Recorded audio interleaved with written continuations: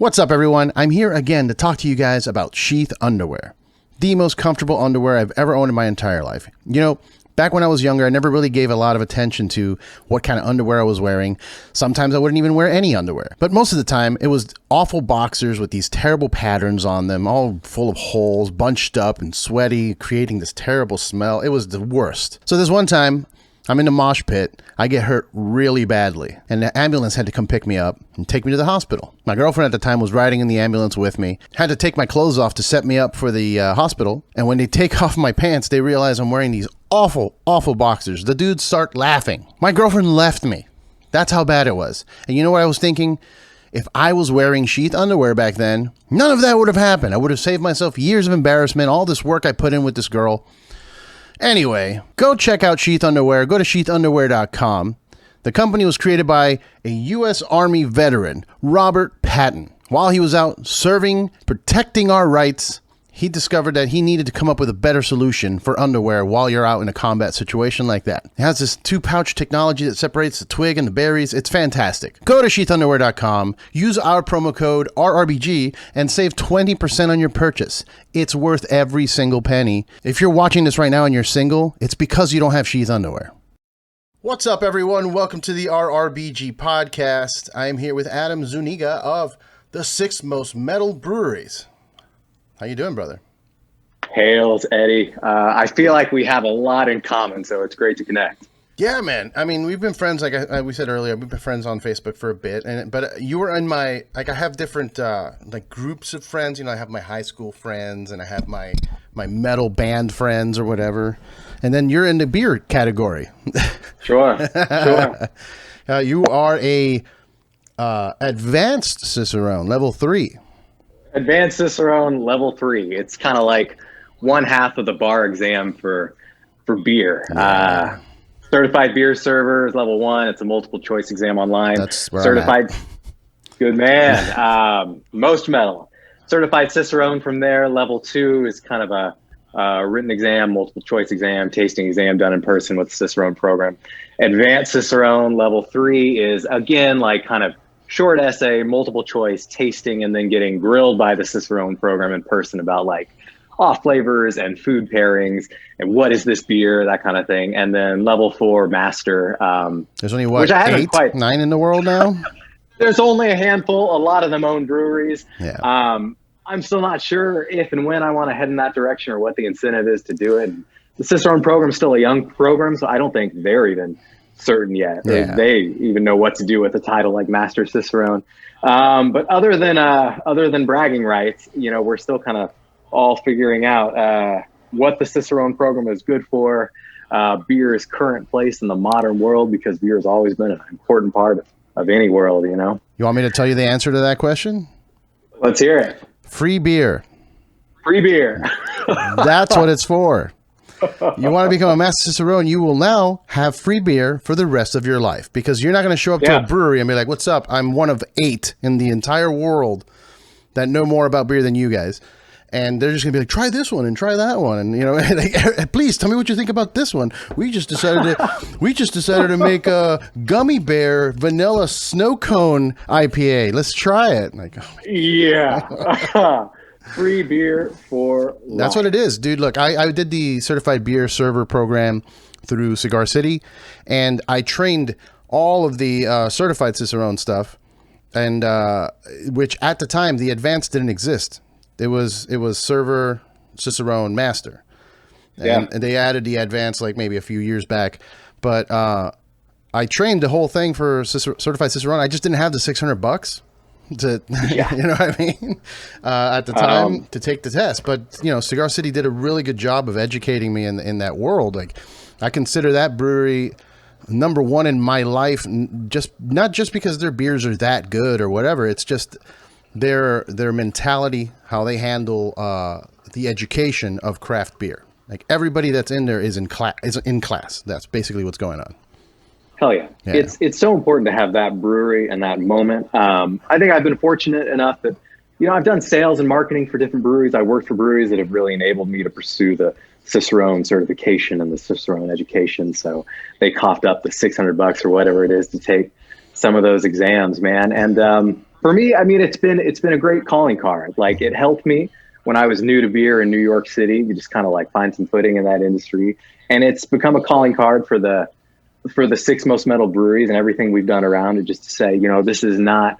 I mean, this is always entertaining, but it's always educational. Right. You know, we have some reference and some foundation for what we're talking about. Exactly. Yeah. It's a hard thing to convince people too. Like old family members, I'm like, so what are you doing? I'm like, I'm teaching people about beer. They're like, why? I'm like, 'cause I like beer. Yeah. And I want to drink it. And they're like, okay, alcoholic. Like, yeah. Like, it's not professional alcoholic. I'm professional. I know how much water I need to drink. You know, I know how clean my glass needs to be. Like, get out of my face. But yeah. I love the experience of getting into the roots of craft beer as a scene as a whole. And I mean, that's where the podcast started. It was mostly about bands and breweries coming together. Like the first few episodes, that's all it is. It's a musician and a brewer, you know, and been fortunate to have, like, you know, Garrett Oliver on here and stuff. Like it's been great. So I love everything about the scene, and I was, you know, neck deep in it until I moved to LA. The scene out here kind of put me off a little bit. It was more about the hype. It wasn't about the liquid. It was about the hype. It's about like, hey, what's the newest can label that's coming out this week? I'm like, that's not, you know, labels are cool. I love labels, but the beer better be fucking good too, man. You know what I mean? Much agreed. Let's open a beer, you know, and keep talking. What do you want to start with? I think I'm going to start with Morbid Hour Black Pilsner, just because it's my baby, it's my beer. I'll begin with that. Then we'll do Hell as a palate cleanser and move on to the IPAs. Yeah, I'm going to let my listeners know. Like, you thank you so much. You hooked it up. You sent a box of the Knotfest Beer Pit box, which is explain that for the listeners while we crack this open. So, I originally connected with 5B Artisan Management at KCBC, Kings County Brewers Collective, who made this beer. Because they collaborated with KCBC on the behemoth beer, Wolf of Siberia IPA. Tremendous IPA, by the way. I loved it. Yeah. We talked about them representing the Six Most Metal Breweries, and nothing ever came of it. But it just goes to show you never know how this stuff is going to come back around. Because recently, with the onset of coronavirus, you know, live music has been in a similar situation as beer. It's a very social industry. So it's like, how do we keep this conversation moving forward? They were looking for ways to not just monetize their artists, but hustle for their artists, continue communicating with all their fans. Giving them a job. Exactly. And so they had the idea of launching a direct-to-consumer beer pit. You know, one of the good things, the silver linings about the last year, is that traditional distribution has kind of fallen, and everyone's been getting crafty about, well, how do they get their goods? How do they get their alcohol to market? Like, what do we do when we can't have people in bars or in our tap rooms anymore? So it's become more lax with people mailing beer across the country. And 5B wanted to do that, bring in a Cicerone for kind of like quality control. I had a lot of established relationships with the breweries that are featured in each box, and then kind of give it their most metal blessing and branding with Knotfest, which is, of course, even bigger than Slipknot. It's become this like kind of it's its own thing. Multicultural phenomenon, you know? Yeah, it's its own thing now. So they said, take this, lead it, choose the breweries, we'll box it up. I get it all to like New Jersey, the central hub, through a retailer called Roselle Park Wine and Spirits. And from there, they ship to about 30 states and counting, and that'll soon include other countries as well. So it's all DIY. It is all DTC. It's a box of heavy metal beer delivered directly to your door. It's amazing. Cheers, brother. Thank you for sending it to me. Cheers, my friend. Happy to. Black lager. Black lager. Black Pilsner. Black Pilsner. Sorry, Black Pilsner. Oh, I like it. I like it a lot. It's drinkable. Yeah, we made this in collaboration with St. Vitus Bar. Amazing. I love those guys. Yeah. You know, we wanted a beer that suited their taste. We wanted a beer that suited the dark interior of St. Vitus. We named it after their happy hour, which is, of course, Morbid Hour. And we wanted to be sessionable for a show. 4.666% alcohol. 4.666. It's right. Exactly. That's awesome. So you can drink a lot of them over the course of like a Doom set or something, sure, you know? So we really tried to summon the devil with this beer, and also show that metal beers, when I say that's metal, I mean, what I mean first and foremost is a commitment to quality. But we also wanted to show metal beers don't have to be like big and boozy. They can be, and that's part of the fun of it. Yeah. But that they can also be smaller, drinkable, sessionable, refreshing beers, and still like with the same kind of aggressive aesthetic and attitude you'll find in metal beers across the board. So this is our baby. Oh yeah, man, it's really good. Like you were explaining, it's super drinkable, which I love the taste of stout. But when I am out, I can't be chugging 6 or 7 stouts because the night's over before you know it. So this is a lot easier to drink. One of the biggest problems I get with stouts and porters is the sticky mouthfeel, and it doesn't seem to be there right now. No, I mean, this is lagered and cold conditioned over at least, I think, about a month or 6 weeks before they release it. And that just kind of lightens the body. It refines the character. There's no residual sugar, no like kind of cloying malt sweetness like you're talking about getting in bigger porters or stouts. It has that roasted quality because, again, like the roasted malt is there giving it the color. There's notes of like chocolate and coffee, but it's not going to beat you over the head. It's not cloying. It's equally refreshing. So if you drink this on a hot day, immediate satisfaction. If you want to let it warm up a little bit and like sit and savor it, it works as well, man. Yeah. It's great with food. It really is an all-purpose, all-day kind of beer. Yeah, and and all night. the key is selling it to people that are scared of dark beers. That's something I always stumbled on at beer festivals when I was doing like GABF or extreme beer. I'm like, you need to try this beer, and I pour it, and they're like, no. I'm like, yeah, don't worry, just try it. It's misleading, right? I think. Yeah, it's really dark. So if you look at it, you think it's like a Rasputin or something, you know what I mean? But it's but it's not. Totally. Yeah. Beer is colorblind. Beer is a colorblind world. Beer does not discriminate. I don't know exactly where it started. I think it is just the association with stout, with porter and stout, and then like imperial stout, that dark beer means heavier or dark beer means more alcoholic. Dark beer is only an indication of flavor, of roasted malt, but it is no indication of alcohol. It doesn't necessarily mean it's a bigger, heavier beer. It certainly can be, but Morbid Hours, like I said, really light and surprising in that respect. Yeah, it's almost similar to like a Guinness, where a Guinness is a little more watered down here in the States, but it's easy to drink, you know what I mean, and dark. A Guinness is easy to drink and dark, but I think it's a little too easy to drink. Yeah. It's a great point. Guinness, I mean, other than kind of being so like light nitrogenated up, it's only like it's like a 4-ish% beer. It's like a 4.5% beer. Guinness is actually lighter than Budweiser, and it's incredibly dry in the body. So like you said, dark beer is really no indication necessarily of strength, maybe of flavor, maybe of the malt that went into it, but you can lager it and make a light beer out of it easily. For sure. Yeah. This is like the craft beer version of Guinness, I would call it. Yeah. It's funny. I fell into that super elitist, nerdy beer guy for a couple years, which kind of, I tried to, now that I'm out of the industry, I realize it. And I'm like, I shouldn't have been a little more open-minded, but man, would I like complain about shit all the time.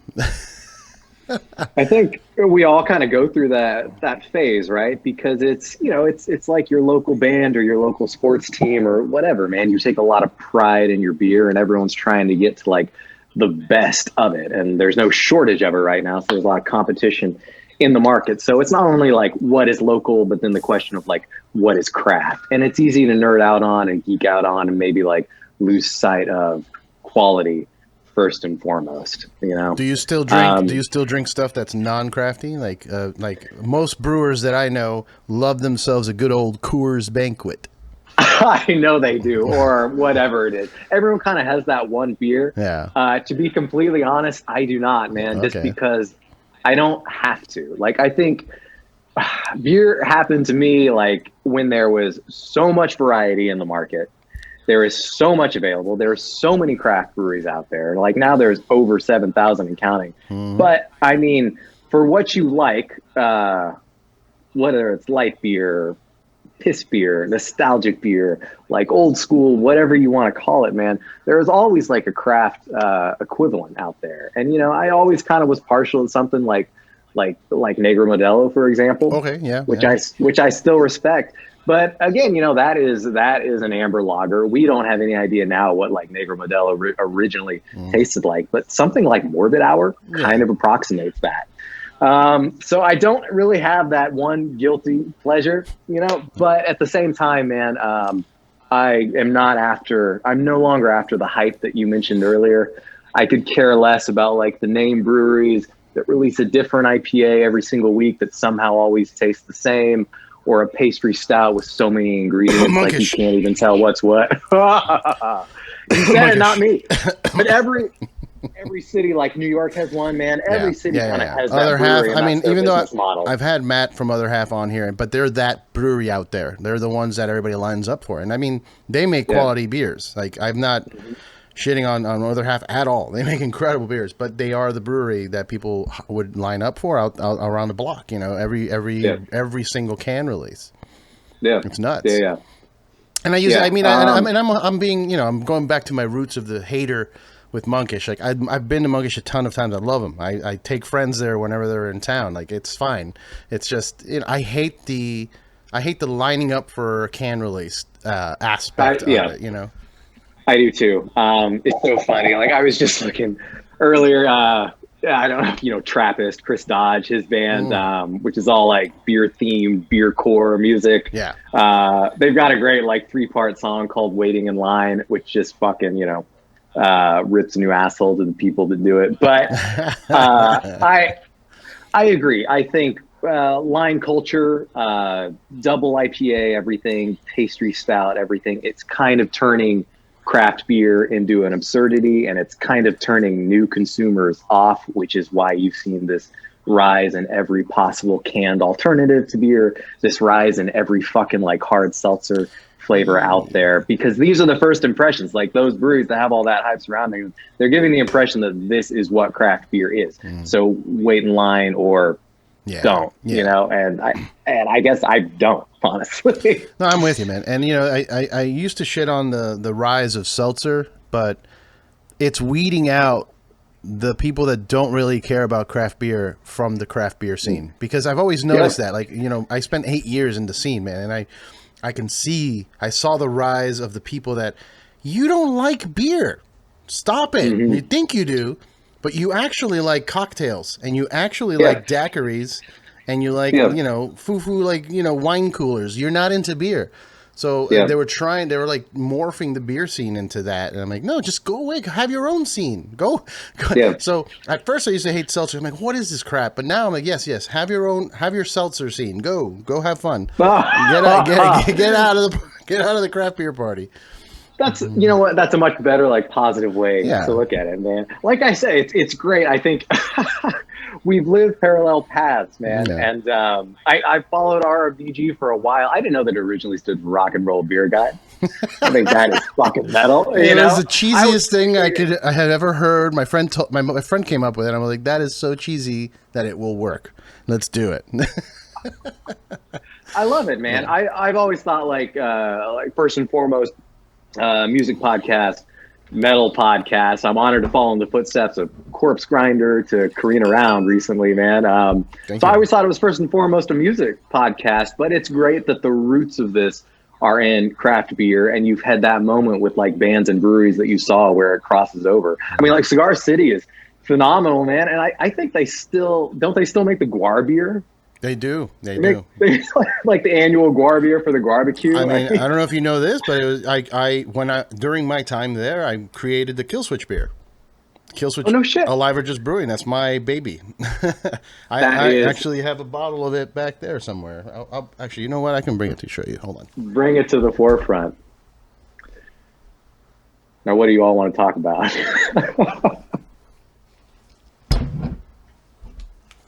So here's the Kill Switch Engage, Alive or Just Brewing from Cigar City, which that's excellent. Yeah, it was like 3 emails between Adam and I talking about, like, what do you want it to taste like? The first email was, I want to make it Boston-ish. So how about pine needles and cranberries? And I'm like, no. Is that what Bostonish means? I guess. I was like, no, dude, no. I mean, he's a big fan of like super piney IPAs, very resiny, like stone level, teeth, like, teeth enamel burning kind of. Yeah. So we he suggested pine needles. I'm like, that's cool. No one's really kind of done that, but maybe that's for a reason. So we ended up just doing like a double IPA for this, which was great. Yeah. But yeah, man, that was the origins, and I've always, and by the way, for anybody that's listening and watching, like, it's coming back, like, not the Rock and Roll Beer Guy name, but I'm working on some stuff. We'll have some announcements soon. I think maybe by the time I put this out, I can say that you'll know what's going on pretty soon. Most Metal, man. Does that mean, so are you from Florida originally, and that's how you landed at Cigar City and then made your way west? So I'll give you a quick rundown of the story, just because it's not about me, it's about you. I'm gonna go ahead and, by the way, before I start this, second beer, you want to do the lager? Let's go to hell. Let's go to hell. Got the hell from Wayfinder. Love Wayfinder. Really metal brewery. They collaborate with a lot of great bands. I know they did a Russian Circles beer not too long ago. Russian Circles beer, which was also a black Pilsner. So clearly the style is catching on. Yeah. Most recently a Mastodon beer, and I hear they're working on a Red Fang beer. Yeah. Those guys are great. And I know, shout out to our boy Barnaby. Rest in power, my friend. Let's put 1 or 2 or 6 back for Barnaby. Man, that guy is the reason I exist. He was the most metal beer guy. Like, that was the dude. We all owe Barnaby, like I said, 1 or 2 or 6. So everyone knows who we're talking about. Barnaby Struve was one of the founders at Three Floyds, a true beer and metal original, a craft beer and heavy metal hobo. He was really the one who began bringing like bands together with Three Floyds for collaborations. And we interviewed him at Decibel Metal and Beer Fest. And I'll never forget, like, you could almost see he was always the gentleman and always the madman, and you could almost see the frustration in him because he really wanted to say, like, metalheads, metal people sometimes get such a bad rap, man, like, just for being like stupid, or if it's the music for like the last bastion of just teenage boys that refuse to grow up or something. And you just could hear him say, no, metal people are thinking people. They are passionate about their music. They're passionate about their beer. They're passionate about their food, and they expect the best from it. So as much fun as it is throwing the horns and sticking out tongues and like your teeth and everything, man, it was great to hear someone like Barnaby, who started it all, speak so passionately and so eloquently to beer and metal hand in hand. So yeah, here's the Barn. To Barn, man. Ooh, cheers.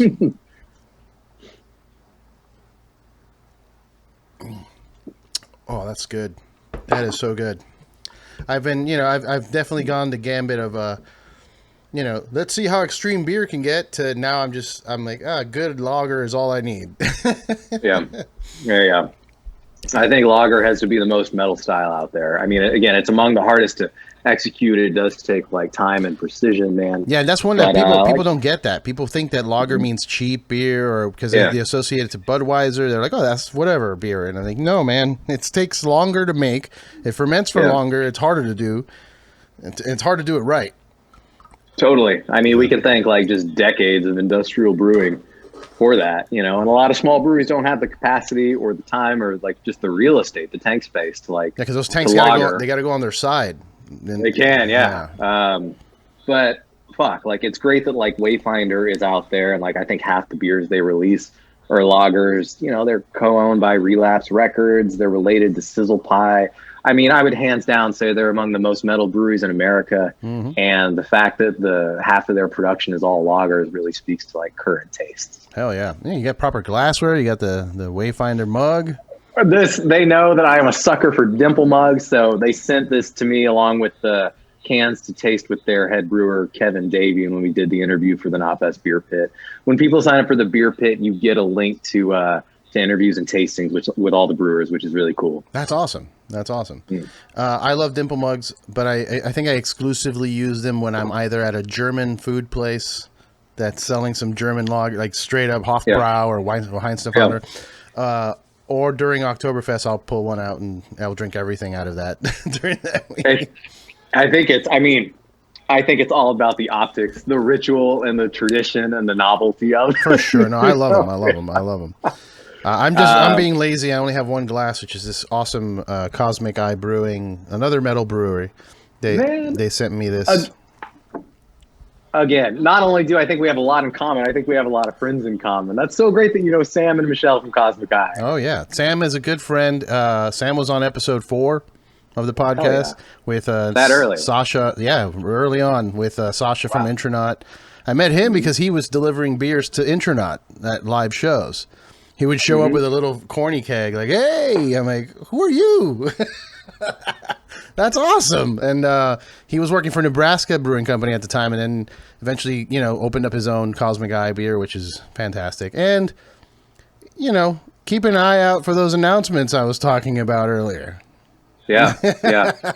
Hell yeah. But anyway, it's this beer is fantastic. What was I going to go into earlier about me? Tell us about the road from Florida to LA. Cigar City to RRBG. Okay, well, I'm from New Jersey, but New Jersey ended up being Miami at about age 15, and then I spent from 25 years in Miami. I moved to LA about 5 years ago, so I don't know. The math is somewhere in there, but I spent about 20-something years in Miami, and 8 of those were in the beer industry. And it was funny because the way it started was I took my wife out to dinner, and I had just gotten into craft beer by virtue of being on tour with the band. Because Florida at the time didn't really have a lot of craft beer. You couldn't, I think, like the most you could find was like Monk in the Trunk, maybe, and like, Native Lager, maybe. Like there was very few small craft brewery, and the distribution was bad. You couldn't get Dogfish or anything like that out there. Yeah. Sorry. And so on tour with the band, we found like Victory Golden Monkey, Three Philosophers. Those are some of the first beers I found. And I started falling in love with that concept of like, what? There's craft beer? What is this? And we found Highland on tour when we played in Tampa. We're like, what is this Highland IPA, tropical IPA from Cigar City? What is this? And we all fell in love with it. And then I took my wife out to dinner one day, and I saw a Dogfish Head beer rep at this restaurant that we were at. He was sitting at the bar. He had a little cooler. And I told my wife, I'm like, what is that? Like, what's he doing over there? And then she's like, I don't know, go ask. So I got up. I'm like, what are you doing? And he's like, I work for Dogfish, and I'm trying to sell this restaurant. I'm trying to get a placement here. And I'm like, okay, so that's a job? I had a similar moment. I'm like, you're telling me that you can get paid for what you're doing right now? He's like, yeah. I'm like, how do I do that? And he gave me a card. I contacted him. I told my wife, I'm like, I want that guy's job. And crazy enough, and I'm not making this up, I know it sounds crazy, I got his job. I got his route. Really? When I finally made my way into distribution, I took over for him. That's great. You worked for Dogfish Head or for the distributor? It was a distributor. So he was wearing the Dogfish work shirt, but he was he was a distributor. He wasn't working for Dogfish directly. I ended up taking his route. And but it all started through like volunteering at beer festivals. Like I called that number he gave me. I met one of the distribution guys. They're like, hey, we're doing this beer fest, small beer fest. We need hands. I'm like, all right, I'm in. Count me in. I'm drinking for free all day. Let's go. And hung out, did a couple of the beer festivals, and eventually they hired me. And then eventually doing work with them in the distribution, we started selling Cigar City, which I was like, I remember this beer. I love this beer. I want to work for them. And I started doing these enormous Cigar City events in Florida. Yeah. We did one in World of Beer. I don't know if you've ever been to one of those. I don't know if they're even still around. But they used to have like 100 taps. After the last year, yeah. I honestly don't know, but I have been to a few in my days. Yeah, World of Beer was, it was fun. A lot of people hated on it, but I thought it was fun, man. There's 100 beers. You had a little passport where you can write down all the beers you had. So I had this massive event, 350-something people. It was like maximum capacity before the fire department shut it down. I brought Cuban food. I brought a cigar roller. I had people dancing salsa on stage. I was running around with my coffee maker making coffee for people. I'm like, what's up? It's Cuban brewery, you know, let's go.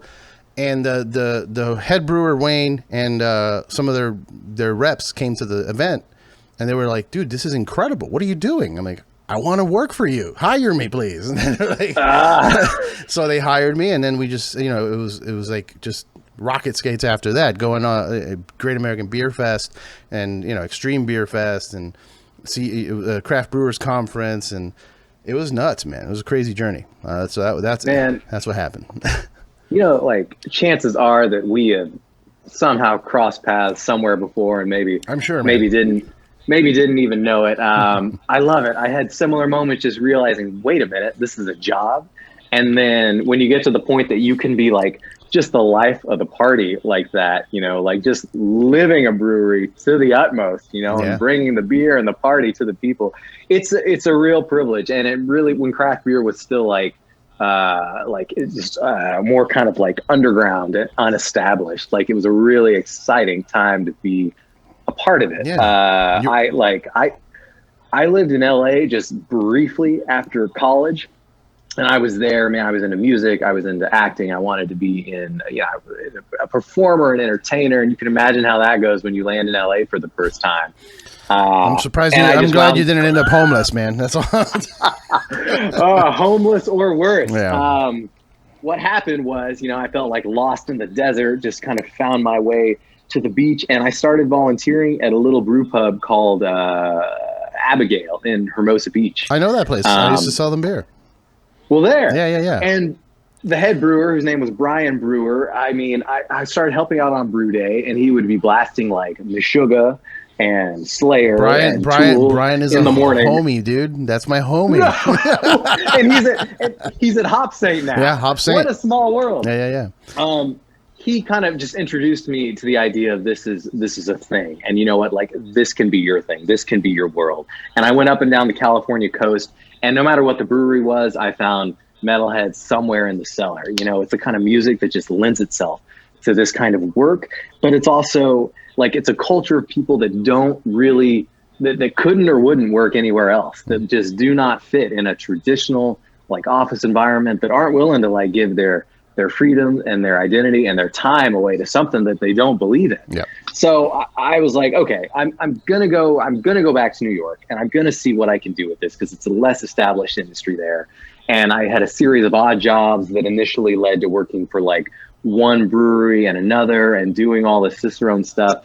And it gave me like a focus and a direction I didn't have anymore, or I didn't have at first, but also just like just a whole like community, man, the drinking culture, the drinking civilization, dude, that I'd never known before. The bottle shares, dude.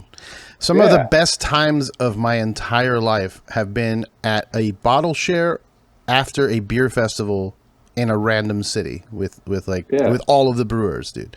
And I've mentioned this before on the podcast, but the parallels between the metal community and the beer community, it's insane. Like, you walk into GABF and it's like Ozfest. There's a wall full of shirts.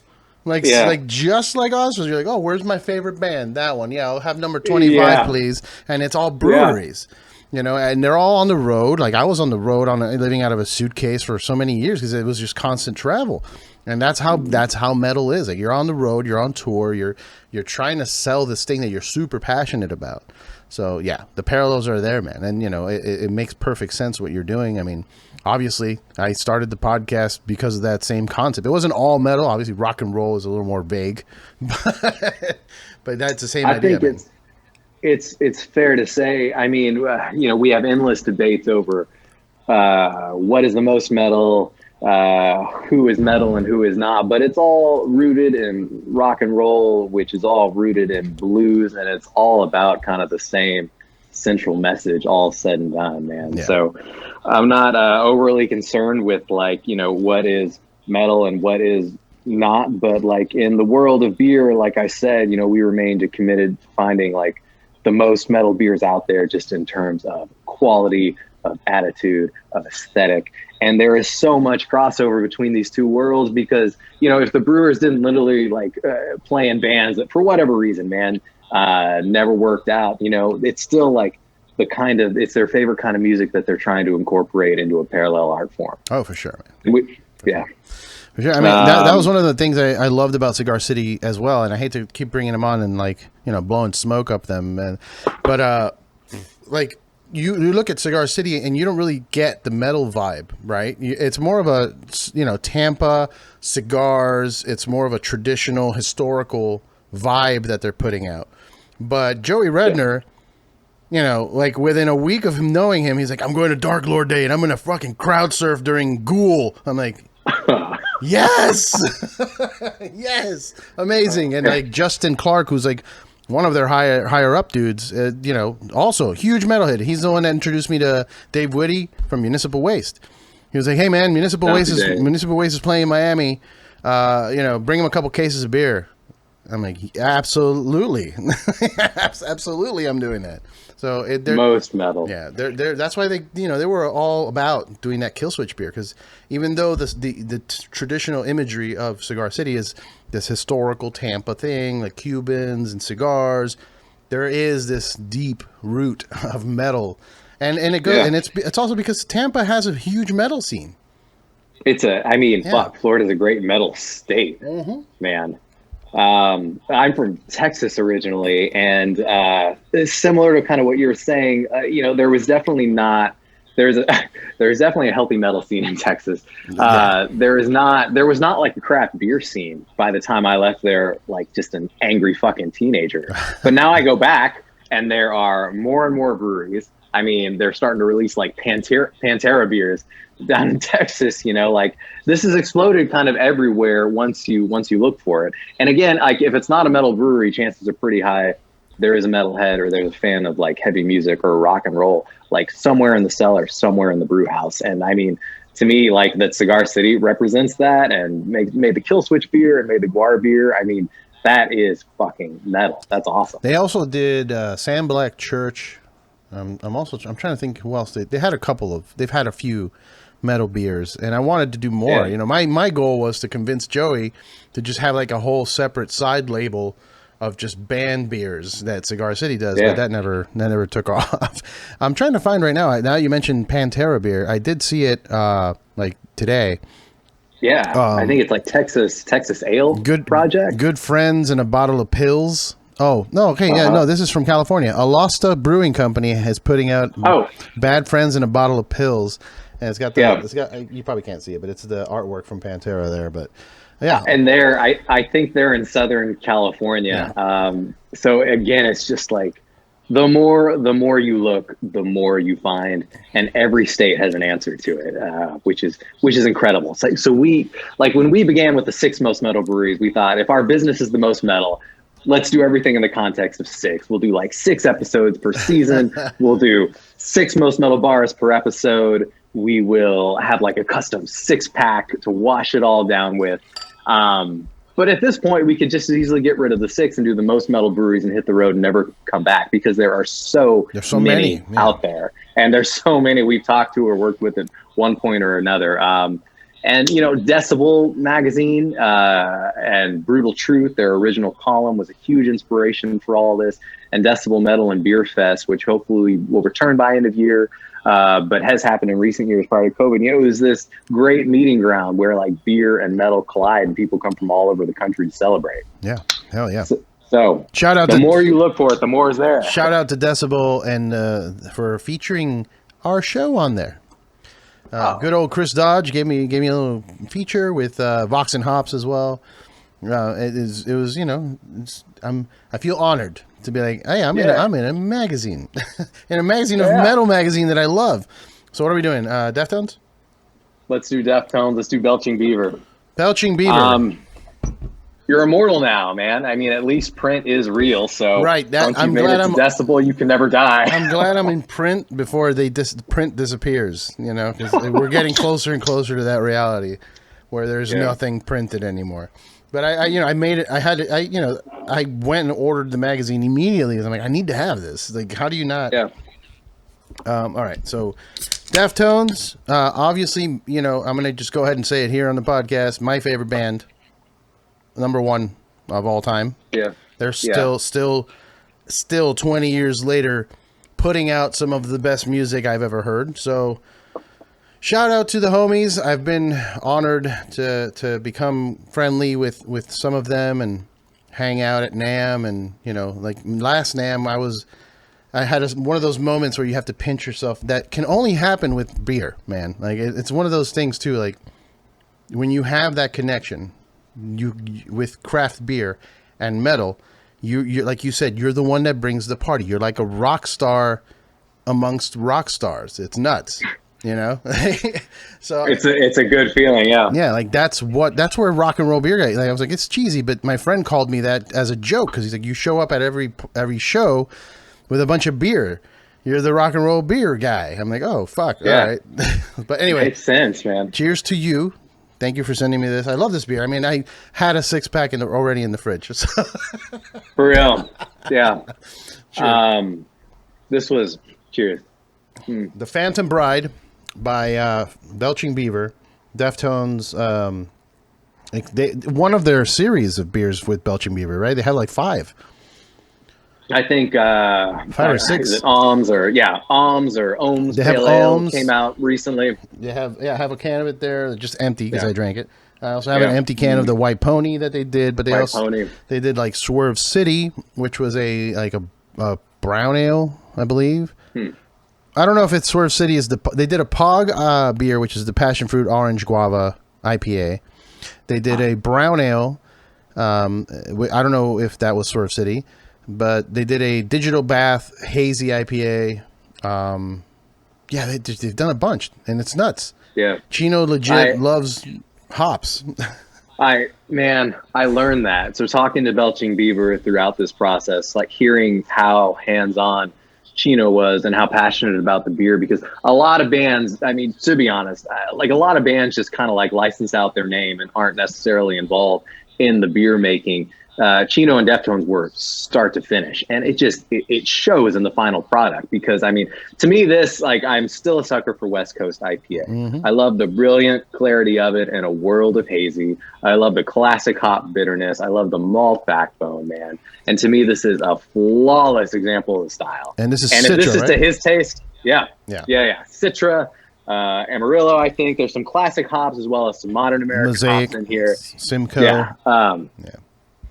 So much to love, man. So the fact that like Deftones were hands-on involved in this beer only frankly just made me want to dive deeper into their music. And I always like knew of Deftones and appreciated them, but I didn't really like know Deftones until now. And it's been so much fun exploring their music all over again in the context of the beer. That's great, man. I mean, I'm jealous. I wish I could discover Deftones for the first time, because like I said, it's my favorite band, you know. These moments are life and rare. These moments in life are rare. It's been one of the few things that's kept me sane and helped to get me through just fucking like quarantine and COVID and everything that everyone's been dealing with over the last year. So to have Deftones feel new again, there's nothing else like it. Yeah. Shout out to Deftones also. I have if you can't see it, but that black box back there is the Deftones Tequila.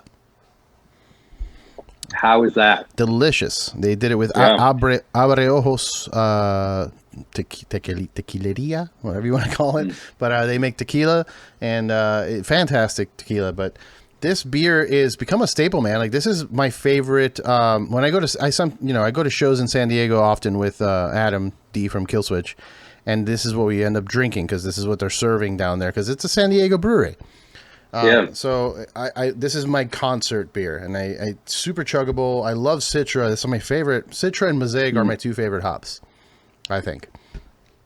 Best of both worlds, man, because they have like the bittering quality I look for in IPA, as well as like all the essential oils and the imaginative qualities that people are looking for now. The tropicalness, like the fruitiness, the juice that people are looking for. That juice aspect.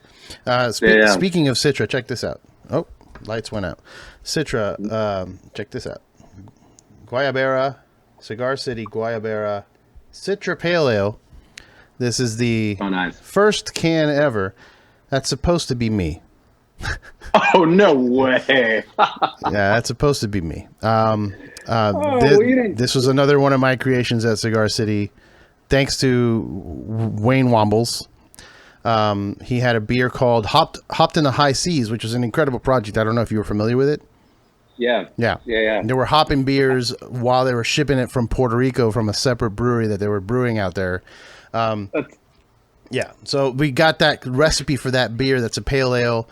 And they were doing each part of each one that they would release was a different hop. So it was like Hopped in the High Seas, Citra, Hopped in the High Seas, Mosaic, Hopped in the High Seas, whatever. And I like, we need to take that Hopped in the High Seas Citra, make it, scale it up, make it easier to drink, and put more Citra in it. And we ended up with this. So technically you didn't need to be immortalized in Decibel because you can say you have your face on a beer can. Well, they rebranded immediately. Almost as soon as I left the brewery, but that wasn't on purpose. I'm not blaming them. I left right as Oscar Blues purchased Cigar City. Okay. Yeah. Once Oscar Blues purchased Cigar City, it was like a day after. Everybody was hitting me up, like texting me, "Is that why you left?" I'm like, "No, that's not. That's not why I left. That was just a weird coincidence. My wife got a job in LA and I left. But the can immediately got rebranded once they got purchased. So I have one of the very rare, very few cans that exist of Guayabera, silver award winner at Great American Beer Fest, by the way. Wow. Most metal. Most metal. Most metal. So the Weiss job kind of led you to LA, and once you got there, deeper into the music scene?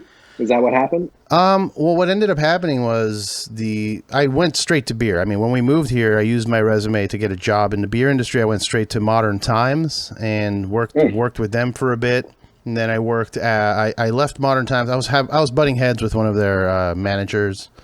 Because, I was like, hey, man, I've been doing this for a long time. Stop treating me like a child. Like, you know what I mean? And it really got to me. So, the metalhead punk, it kind of just like, fuck you. So I ended up leaving. Sometimes there's nothing better than saying fuck you, honestly. Yeah. So I left there and joined a small independent brewery that was opening here in LA called Iron Triangle. But I wasn't aware of their bad reputation. Because I'm new to the city, and after I got the job, I had a bunch of people hit me up like, "Oh, why are you working there?" I'm like, "What? Why? What do you mean?" For real? Yeah. And then I quickly realized too. Like, by the way, and I can say all this stuff now because they don't exist. They shut down. Oh, for real? Yeah, they closed down.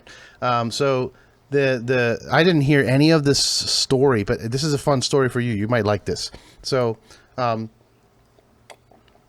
I went to an account, right? And I was trying to sell them beer, and the guy's like, "Get the fuck out of here." I'm like, "Whoa, what? What do you mean?" I'm like, "I don't know you." He's like, "I don't like Iron Triangle Brewing, whatever." I'm like, "Well, tell me why not. I need to know because I'm working for them. Please tell me why not." And he explained that they had this party, their launch party, their grand opening party. They invited all of the local breweries to this party, told them it was a bottle share. Everybody brought their best bottles, like people bringing Duck Duck Goose and, like good stuff. And the owner started gathering all these bottles and putting them in the cooler. And then people were like, "Oh, let me get a beer." And they were handing out Shock Top. Oh. And wow! Immediately, the guy told me that. I'm like, "What?" He's like, "Yeah." And when somebody complained, they're like, "Hey, man, I have a couple bottles of Pliny the Elder back there.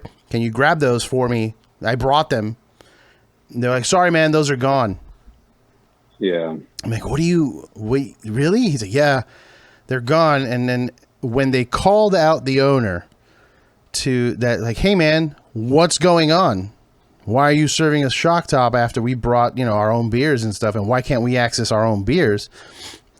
He said, "It's a bottle share, playa." Wow. And yeah, when he so I was like, okay, that's really bad.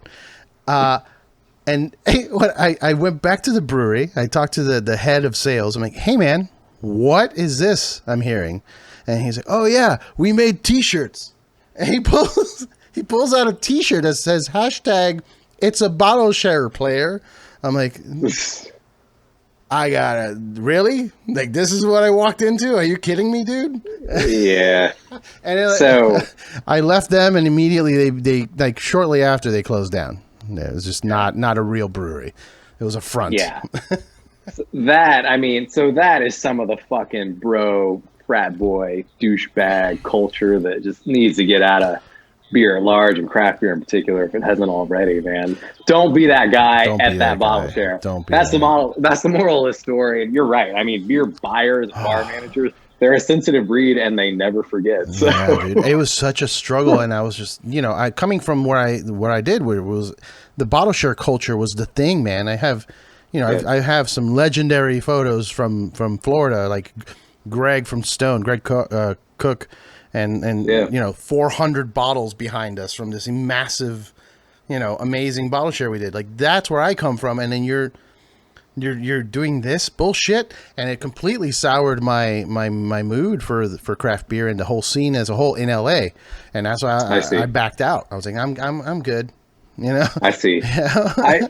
I should mention, man, like I have a real soft spot for like the San Diego scene and Stone in particular, because when I was at Abigail and Hermosa, like Brian Brewer was from Stone, like he was trained at Stone and then went on to do his own thing, and it led me down to Stone, which is kind of like the beginning of this journey, like up and down the West Coast and then ultimately back east. So I know that like Stone, I mean, maybe they're having something of an identity crisis now, and they've got like 2 breweries to support at opposite ends of the country. Yeah. But I still have a lot of love and a lot of respect, because I think what Cigar City is to you, probably Stone represents to me, because it was that moment that I realized like this is a thing, man. Yeah. Like this is part of a rebellion, a resistance, and a new culture that I want to be a part of. Yeah. And the gargoyle on the label and the hops in the bottle, like I was really inspired by it. The descriptors on the label, man. It was like, you're not going to like this beer. Your palate is shitty. You're an asshole. Yeah. Don't drink this beer. Like, yeah. I loved Stone, man. I was big. I'm still a big fan. I mean, they like you said, they're having an identity crisis. That's fine. It happens. But they are definitely one of the forefathers of metal beer, whether they know it or not. I completely agree. Yeah. I think I got a little bit of pushback on the most recent box of the Knotfest Beer Pit because I wanted to include Stone because I think they are a big part of this story. Yeah. And some people will say, well, Stone is not metal anymore and Greg's not as involved anymore and the beer is available like everywhere now. But I think I don't want to say it's as simple as like respect your elders, man, but you got to understand like how this all evolved, like where we are from, why we enjoy the beer we do. And Stone is a part of that story, just like Cigar City is a part of that story. What I mean, if you want to talk about rock and roll parallels, like, I mean, I got to meet, like I mentioned, I had him on the bottle share, but I got to meet Greg a few times during my time because we were the main distributor for Stone in Florida when I was working in the distribution. And we would have these massive events that he would come out to. And I mean, I have my Arrogant Bastard work shirt, my original Stone Arrogant Bastard work shirt, and it's signed by Greg. And it's like that's rock and roll metal bullshit, like memorabilia. You go to the show, like, please sign my shirt, like that kind of thing. So that it's the same exact vibe, man. Like I respected Greg with the highest regard because he was, one of the original rebels and one of the few that hasn't sold out that I know of. Yeah, what I mean. Yeah, much agreed. Yeah. For a company like the scale of which they're operating on, like to remain independent, and maybe that is part of like the problems they've had in recent years, but they're still flying the flag in their own way, and I still respect them. Yeah. And I was really confused, like if their April Fool's prank was a prank or if they're actually coming out with a hard seltzer or not, but they played it really well. I hope it is April Fool's. I know like Stone Cold Steve Austin and the El Segundo Brewings pulled off a hard seltzer banana flavored Stone Cold thing. I'm like, that's no good. Yeah. What else is happening in the LA beer scene now? Just in terms of, metal, but just like quality and like a new wave of breweries that you feel like are really doing good work. I mean, I got to be honest with you, man. The pandemic has really stopped that for me. Yeah. Like here in LA anyway. I haven't really seen much movement. But right up until before the pandemic, I think there was some breweries like, I want to give a shout out to Smog City or Smog. Yeah, Smog City. Smog City's good. They're the ones they were in Torrance. They're actually very close to Monkish Brewing. So when I would go to Monkish, I would end up going to Smog City as well, because they made some really great West Coast IPAs and some really interesting barrel age stouts as well. But the thing going out here is Highland Park Brewing, which was one of the hype breweries. They made really great beers, but ended up getting into some trouble with some stuff they posted, some cancel culture stuff that happened in that brewery. So their stock went down. I'm intrigued, really. Damn. There were some racist bartenders. I didn't really look into it much. I was like, something's going on over there. I guess I just can't drink their beer anymore. That's where I'm at these days. I'm not even gonna try and defend these people I don't really know. But metal wise, there isn't much in LA, man. There isn't much. I would love to open up a metal themed brewery. So there was Phantom Carriage Brewing, which was in Carson, which is not too far from LA. And those guys were super metal. They were making these incredible sour beers. Everything was barrel aged, done proper, Belgian style. And you would go to the brewery. They had a movie theater. They were playing constant horror films. And then if you're hanging out in the tap room, it's just constant metal blasting. They had coffins and skeletons, everywhere. It was amazing. My buddy Martin was the owner, and he ended up selling it, or selling his shares, really. And it was his baby. That was all his thoughts, his process. I did an event there when I was working with Modern Times. I did an event at Phantom Carriage where Modern Times took over their taps, even though they're their own brewery. I brought a bunch of kegs from Modern Times, and I brought my homie John Schnepp, another close friend that is not here anymore. John Schnepp, director of Metalocalypse from Aqua Teen Hunger Force, Death Clock. Yeah, hell yeah. So we did this big Metalocalypse event where in the theater they played Metalocalypse. John was there signing autographs. They had their walls are made of chalkboard. So they had chalk art from horror movies and stuff. And then John ended up, sketching a Nathan Explosion, which is apparently inspired by George Corpse Grinder. So all of that happened. So Phantom Carriage was my metal brewery in LA. And then once Martin sold it, or sold his shares and ended up opening up his own pizza shop in LA, or not, in Long Beach, that brewery kind of I went after he sold it and they were playing hip hop, and I was like, I'm never coming back here. Goodbye, guys. Not because I hate hip hop, by the way. Love hip hop. Big fan. Yeah. Far Side, Outkast, whatever. It's the fact that the metal brewery is now like every other brewery. That special thing is gone. I think I see what you're saying. And in all fairness, when some of the original owners or founders, whatever the case may be, founders had step out, step back, it changes the nature and the character of a place. Yeah. And maybe Stone is going through some of that with Greg right now. We can only speculate, man. Right. But it's I don't know. It's going back to all the beer geek and beer nerd stuff you were talking about, is because you talk about different breweries you've worked for since, but still clearly have a soft spot for Cigar City. And even though I know that they were kind of purchased by Oscar Blues, which is part of a larger private equity group, man, they still represent character. They still represent quality. And it's aren't you going to go there kind of first and foremost before the next hype brewery or the next brewery that you've never heard of just because you think someone else might not have heard of it, and you got there first or something. We really do need to still respect and support these places.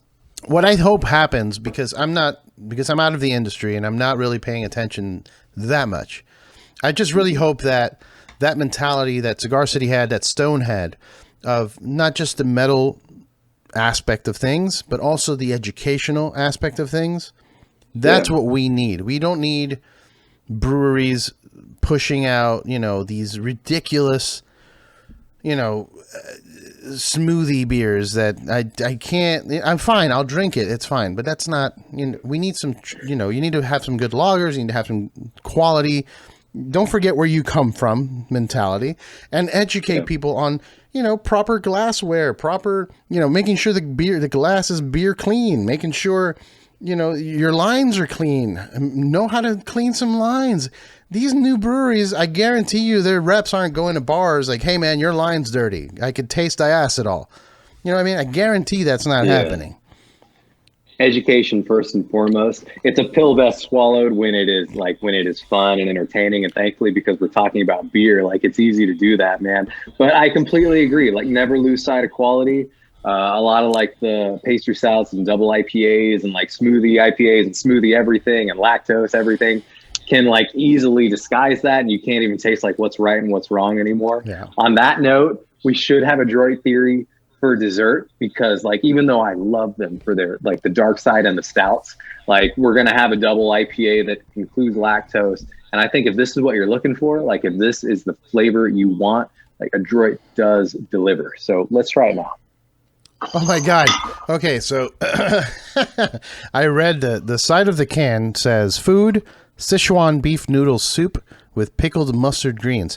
And for a second there, I thought that was what the beer is supposed to taste like. And I'm like, wait, what? No. Yeah. Yeah. No, but see, that's really cool, because I try to tell a lot of people about that was one of my fortes when working in beer, was that food pairings with beer are way more complex and better than wine. And also with cheese. Cheese and food pairings with beer are way more complex than these wine pairings that everybody goes to. Maybe it's maybe it's preaching to the choir here, but I agree. I think beer is an infinitely more diverse and complex beverage than people generally give it credit for. And craft beer is obviously here to prove that.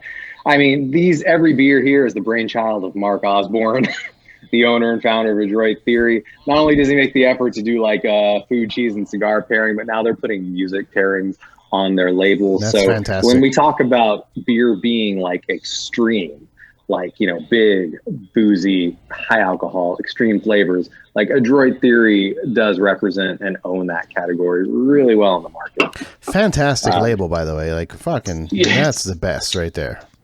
He has just an arsenal of artists that he works with all over the world to bring these you saw in the KCBC beer as well. I like beer that tells a story, and that kind of begins with their label art. And when you actually have artists and designers putting that level of thought into it, look at that. You got that nice. Sounds a whole other animal. You got that nice orange juice haze.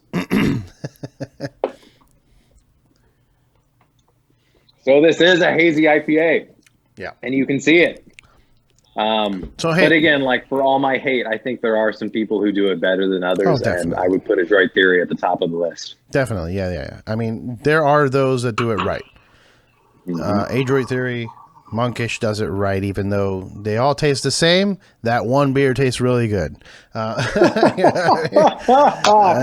don't think you owe Monkish an apology, man. We know how you really feel. I love Monkish, man. I'm giving him shit. I bust balls. I also come from a pro wrestling background where everybody just ribs each other all the time. So, and I'm Cuban, which is we're just constantly busting balls. So, shit. Well, no wonder you mentioned the Steve Austin Skull Splitter IPA. Broken Skull IPA, brother.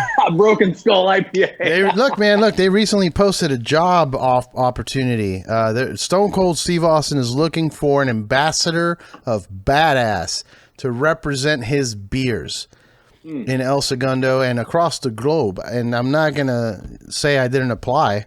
Can you imagine having that on your business card? Dude, that's an amazing. That is your introduction. By the way, that's something that craft breweries do really well too. I'll tell you straight up. My first beer job was Brown Distributing in Florida. We did all the craft beer in Florida. Yeah. My beer title, Beer Ninja. Beer Ninja. That was on my business card. That's great. You know what I mean? And then Cigar City, I was the El Lector, which translated to the storyteller. Modern times, my job title was Beer Wizard. You know what I mean? The job positions, they're not these corporate, a sales associate. You know what I mean? You're fucking, it's cool. So ambassador of badass sounds really good to me. It sounds like a good job to have on your resume, I think. That's a great one. I've seen everything from like beer commander to beer chieftain. Yeah, man. It's so I'm gonna go ahead and tell Adriot that I agree with the Szechuan beef noodle soup, pickled mustard greens pairing for food. I would like to pair this also with some fish. I think it would bring the citrusy kind of, citrusy flavors would pop well with the fish as well. And that's something I used to, it's super nerdy and pretentious. You're making me hungry though, really. It's pretentious and all that, but like it's part of the Cicerone thing, like being able to understand how certain aspects of beer play with certain aspects of food, doing beer dinners and hanging out with chefs to like, hey man, let's drink this beer, let's try it out. Like, what do you think? I think this quad goes really well with lamb chops and or a lamb, some kind of lamb thing and sweet potato and like there are so many crazy notes that people don't take into an account, and I love if people were to look into that. Like, much agreed. I think we have to give Garrett Oliver a shout because he literally wrote the book on beer and food, but I will put beer up against wine any day when it comes to food pairing. Yeah. And I think when you do that with a group and you see like who has the most fun with what dish, you realize again, beer, for the complexity and the variety and the diversity of flavor, has a lot more to bring to your table, to your recipes, to your dishes. I'm all for it. But okay, so let's bring back the parallels of metal and beer. Mm-hmm. So here you are saying that beer has all this potential, but most people look down on beer. Most people look at beer and immediately think trash. Like when that was one of my biggest struggles, was going into like white tablecloth restaurants that are super fancy. They have their $7,000 wine bottles and shit, and trying to always one of my favorite things to do. And then I try to convince them, like, hey, want to try this? Yeah. They're always like, no, get out of here. But it's such a fight, right, to get craft beer appreciated by certain people as well as metal. Like, people are like, oh, I love music. Music's my whole life. I'm like, do you listen to King Crimson? They're like, no, what is that? Like, like it's the best kind of music. It's progressive. It requires talent. Like, I think it's a parallel struggle, craft beer and metal, to try and get into, I guess, popular culture or the general populace, as hey, we're doing what you like, but we're doing it like more complex, and it's, I don't know. Yeah. I agree, man. I mean, it makes me realize I have been really lucky in life, because when I started to kind of come of age as a teenager, like heavy music was at that moment like commercially viable and could reach me, kind of like on the tail end of 90s grunge and 90s like alternative. I still don't understand the term alternative, man. But and then like, when the Crow soundtrack came out, like all of that just changed my life. And in the same moment, a later moment, but like in the same spirit, I was able to discover craft beer when it was still kind of like fledgling and new and underground and exciting. But when you put all of this in perspective, like typically heavy music is not a part of like popular culture. It's not like accessible to people on a large scale. You have to look for it or have someone that's going to turn you on to it. And then with beer, I mean, it's easy to understand, since Prohibition, we have decades of industrial mass-produced lager or Pilsner, which gave it kind of like, not only a negative connotation, but a negative connotation like to canned beer itself.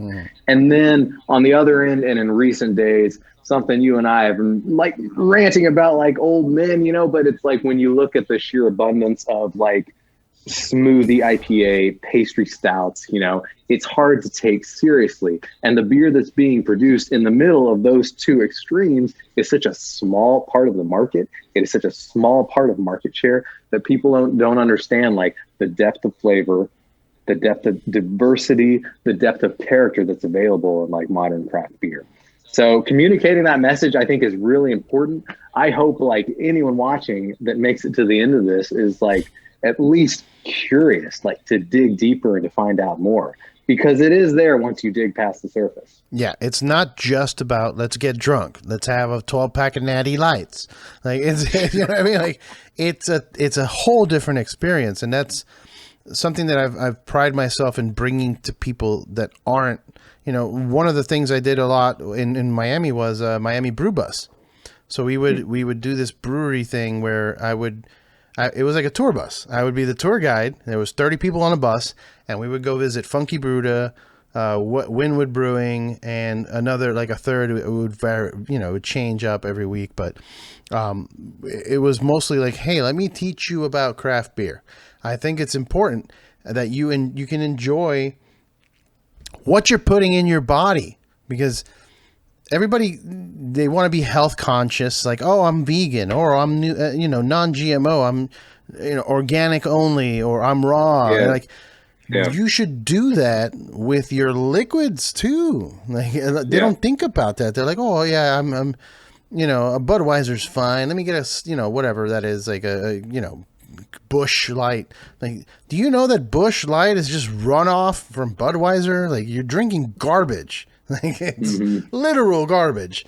Whereas these companies are independently owned. They're putting their heart and soul into this production, which, I mean, I've been there. I've been there mashing where, like, I at Cigar City, they make you brew beer. So I was mashing Tocobaga in 120-degree weather in Tampa, Florida, with no AC, to the point where I passed out and then woke up in my hotel room shaking. I'm like, what is happening? Like, you were mashing and you died for a few seconds. Like, oh, okay, that's cool.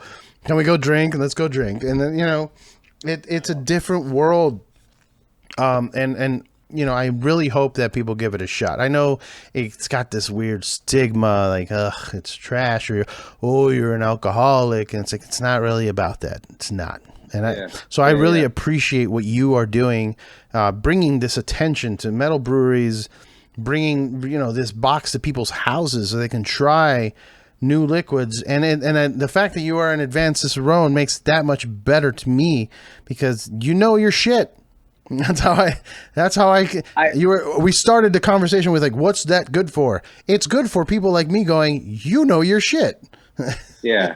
I hope, again, I think it's the perfect storm. And as we continue to, like, perfect it box by box and month to month, I think the Knotfest Beer Pit is going to be like a highly curated selection of beers, highest quality selection of beers, and beers that you cannot find grouped together, like, in any given state or any given market otherwise. And that coupled with kind of 5B just bringing, like, their arsenal, their bands, bringing, like, the metal and the branding to it all. Like, there's no one else out there doing this. And if I can be a small part of traditional distribution, just falling and bringing, like, craft beer to the people directly to their door, I'm really, really proud of that. So I think it's just going to get better month to month. I think it's going to get fresher month to month. We're going to continue to tweak, like, the quantities, the pricing, but above all, like, we want to make it accessible. So, forget about waiting in line, forget about hype breweries, take a look at metal breweries and let us come to you. Like, let us share this world with you. That is the message. Hell yeah, man. And hails to that, because that's the message to me. Yeah. I love it. I love it. And, I love that your quality and freshness, forward thinking, because that's another aspect of, if you attract people like myself, where it's like, I care about the freshness of beer, because I know how it degrades. I know how, hops die out. So it's important to make sure you get fresh beer from new breweries that are supporting bands that maybe you're into. Maybe you're not into it, but it's still something that's independent. It's American. It's the most American thing, There is a patriotism in all this. Yeah. I mean, it's an industry that you cannot outsource, that you cannot send elsewhere.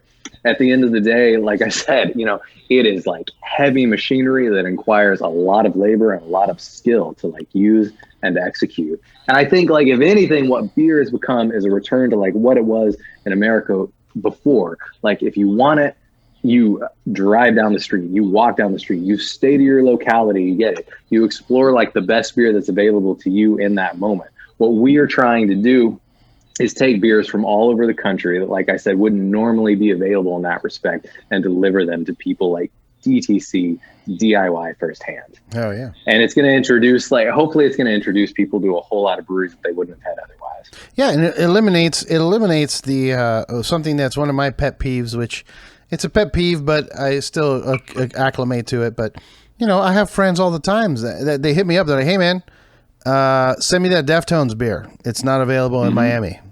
Like, well, hey man, so sign up to the box. Let's go. Belching Beaver is a like phenomenal example, because being from New York, like, we don't get Belching Beaver there. I don't think you really necessarily get it like east anywhere, man. So being able to access it and send it there was great, because I had never had this beer before. And like I said, it made me want to dig that much deeper into Deftones, like knowing their involvement in it. Yeah. Yeah, it's a fantastic project, a fantastic idea. I'm jealous. I wish I was a part of it. I wish.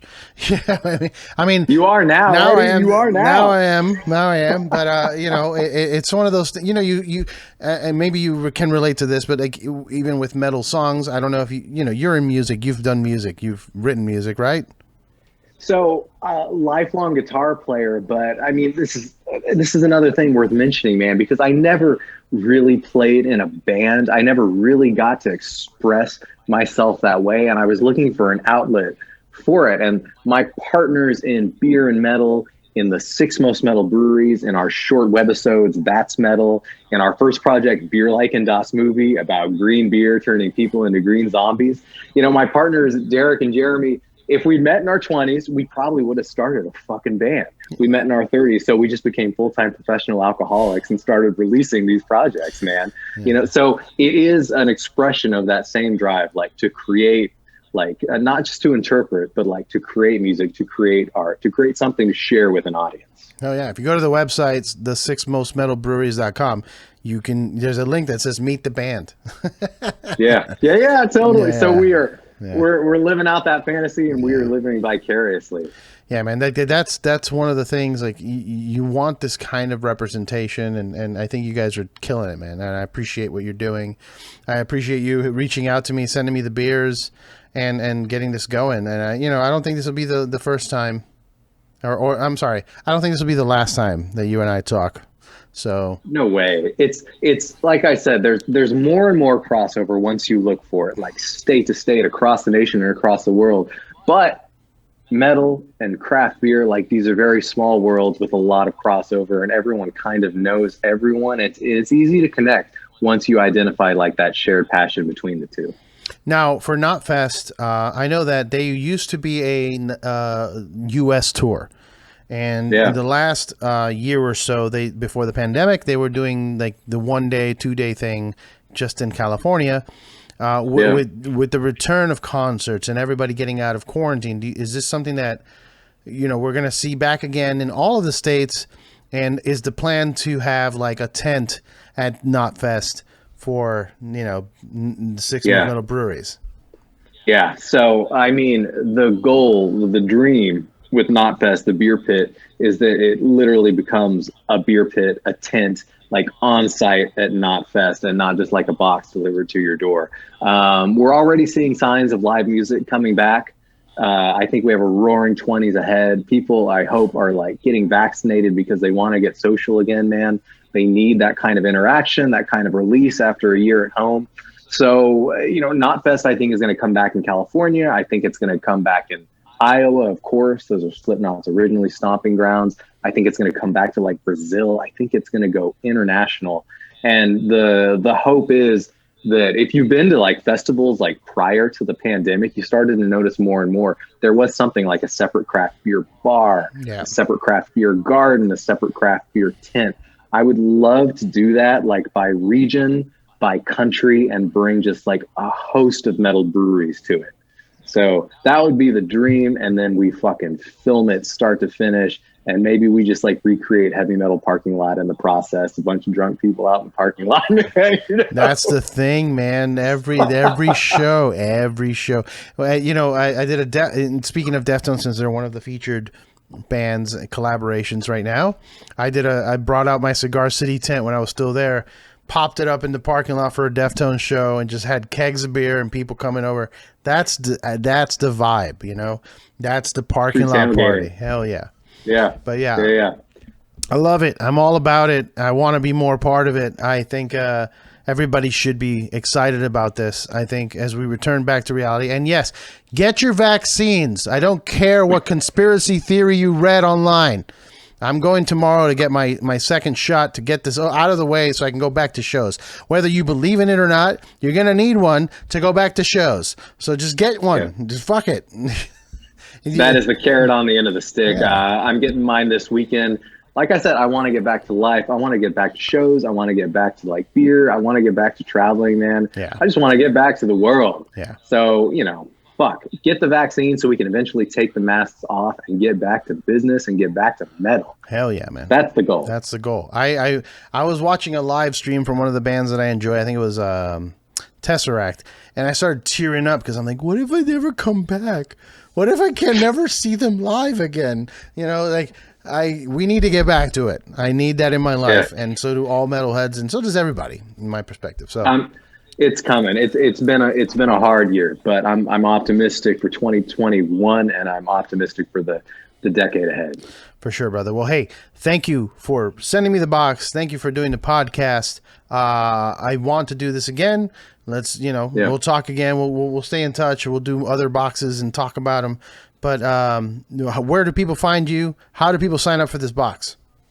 Oh, so Eddie, I'm going to say keep it metal. Thank you so very much. For the beer pit, just go to knotfestbeerpit.com. It is month to month. You can sign up for the box there. Follow Knotfest at Knotfest on all social media channels, and it will help guide the way. So I would encourage you to join us in the pit.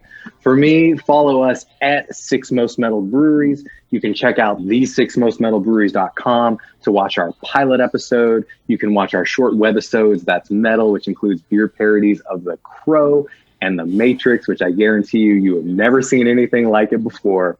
So if nothing else, I would just encourage you to join us in the pit, join us in the Six Most Metal Breweries, help us bring this world to life and live it completely. And that is what is coming in the year ahead. So get your shot, and I will see you on the road. Hell yeah, and you'll find me in that pit, brothers. Come and find me in that metal beer pit. I'm going to always be there until the day I die. So thank you, Adam, for the time. Thanks for sending me the beers. We'll be in touch, brother. Cheers, Eddie. Cheers, Thank man. you. Stay metal.